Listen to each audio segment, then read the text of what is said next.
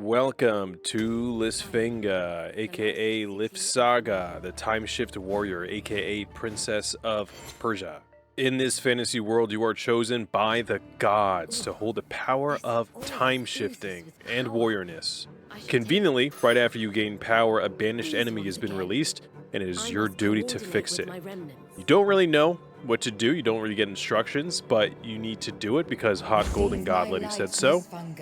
Doesn't matter if your brother is one of the bad guys, you gotta do it. Quiet, you!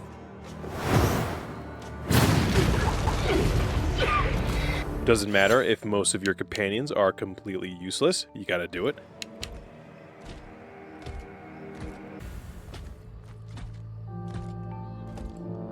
Plus, you have the ability to alter time, so that's always fun, so let's dive in. Mechanics.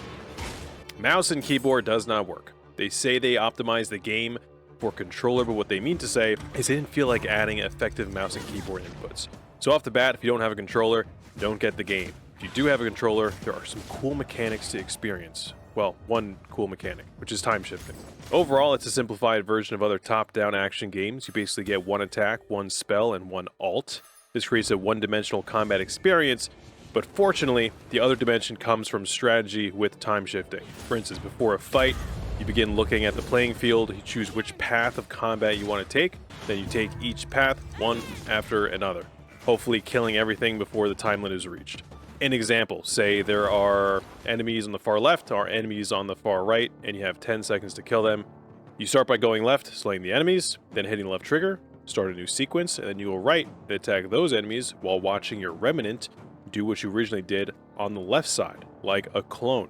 That example doesn't do it justice though, because as you advance, you get more enemies, more puzzles, more roadblocks, and more remnant clones. You end up having actually like an army of them, which is pretty cool. It is a very cool mechanic, which leads to a lot of stimulating ways to approach different problems. I'm a big fan of it, kind of like playing chess, very strategic. If you're into planning 10 steps ahead, this game is made for you. If you're like most people and like having an exciting assortment of complementary mechanics, please note this game only has one. It's like comparing chess to football. 1 point for introducing a cool new mechanic, 3 points for the 3 buttons you can press outside of time shifting. 4 out of 10. Content. One thing that kept me in the game were the beautiful Arabian settings. Presentation, the graphics, the characters, all unique and all with detail. Quality is all there, but in terms of the quantity, it's like a reskinned game from 2005. Even early 2000s games had more to do. And you don't need to get fancy to add more to a game. Honestly, I had fun picking up all those magic eggs hidden around the map. I didn't even know what they were for. I'd touch them, they'd fart out some fairy dust, then I'd run away feeling accomplished. They could add some non-animated NPCs that could say something stupid. What I'd love to see is them add a replay of what I did after every encounter. I mean, the sequence already stores the gameplay. Just let me see it for the cool factor. Opportunity cost for things like this is an 8, which gives us a 2 out of 10. Immersion.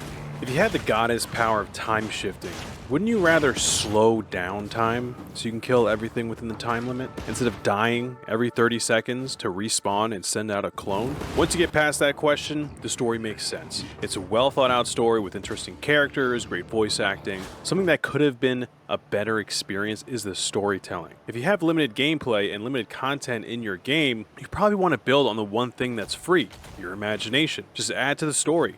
Add some lines of text that come after the voice actors. The only information that you get as a player is the need-to-know information. For instance, I don't know anything about the brother's relationship with the main character, so when I found out he was one of the bad guys, like 10 minutes into the game, I didn't care. I'd happily kill him. That ruins the one emotional tie I'm intended to have in the game, leading us to start smashing buttons to skip cutscenes. Skipping cutscenes doesn't lead to an immersive experience, but the effort was there. Immersion gets a 3 out of 10. Results. Scoring doesn't take price into consideration, so a 3 out of 10 at $20 is a decent score for the following criteria. A. You own a controller.